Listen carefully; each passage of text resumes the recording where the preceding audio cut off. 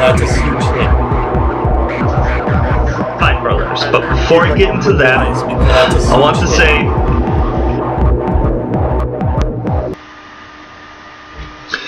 good evening, morning, afternoon, freaks and geeks and White Walkers. This is Cass, and this is another episode of my blog of Ice and Fire. This time I am not accompanied by anybody, and that's fine, yes. But I wanted to propose a few theories before the 6th season and the 6th book comes out. Now, a lot of people have been in an outrage from both the book and the series about Jon Snow getting killed. I say this a lot, but this one I am pretty sure Jon Snow isn't dead. In the series, it made it look a little bit more drastic than the book did. But one of my major theories, we know Daenerys is immune to fire. And there is a legend, more of like a prophecy going through the Targaryens, that the dragon is born with 3 heads. And she hatched 3 dragons. Dragons which she is going to need to use to take back Westeros. So, she needs 2 more riders for her dragons.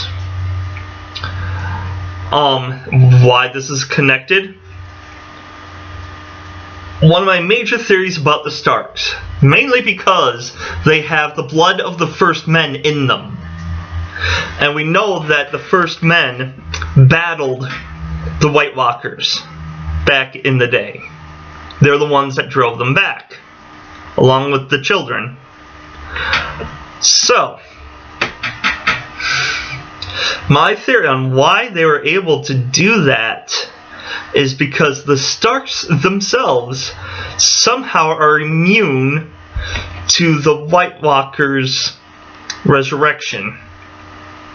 Now, I was upset.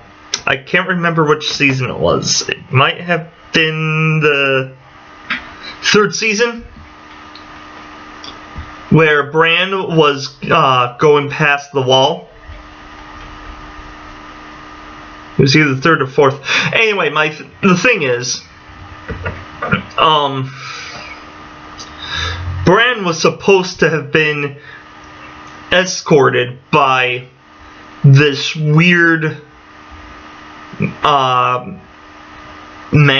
person. When he slipped into Summer, he noted that this man had no smell to him. He smelled of death.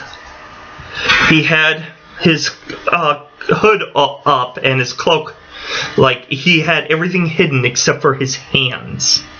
And his hands were blackened, and they were cold to the touch. So Brandon and company called him Cold Hands. So he led Bran all the way to the tree where the crow was, the 3-eyed crow, which I have a suspicion was one of the original men of the Night's Watch, which is why he's a crow, even though he's a man. So, my theory on who Cold Hands is, you remember at the very beginning of the story where Benjen Stark went ranging with 2 people.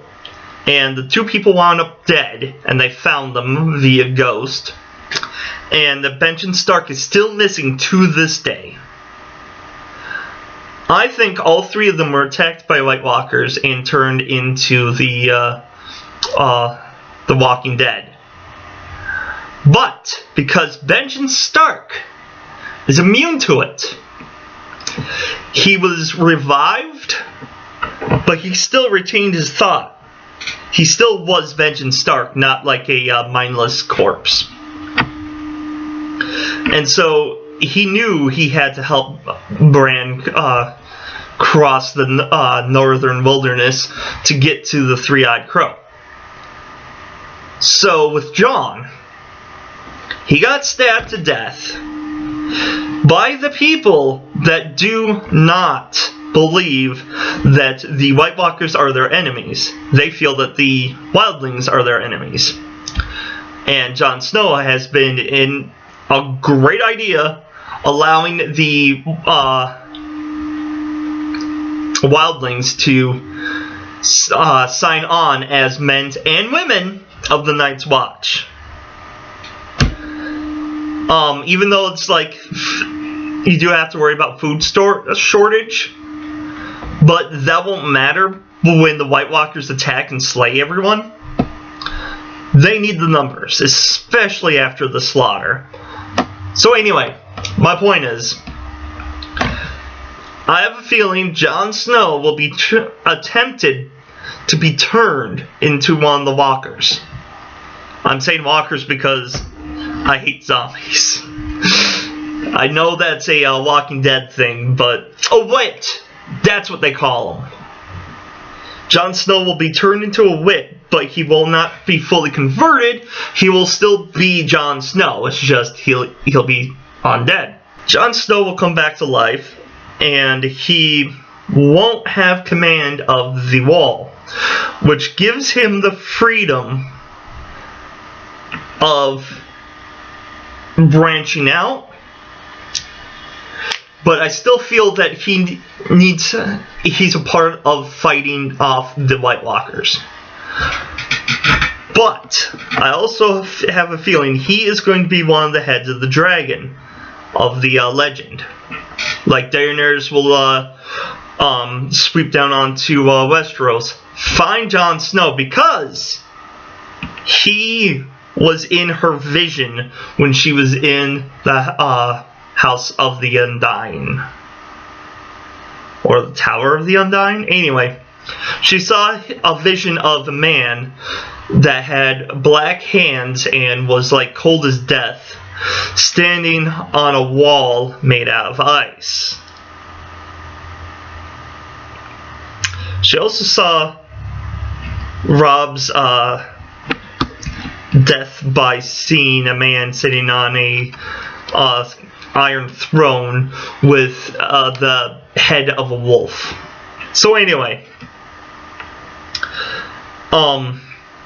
so Daenerys is definitely one of the heads. I have a feeling Jon Snow is going to be a second head, but for the third, there's a thing going on in the books that they have not done on the show yet, and that's the bloody flux. It's a disease that's killing off majority of the city, and they're trying to block people from coming in. We saw Tyrion being thrown into the river with a bunch of the scaled men, the guys that are suffering from grayscale, and sadly George just jumped into the lake to save Tyrion, and he's the one that's been afflicted by grayscale. That kind of bugs me because they completely cut out, spoiler alert,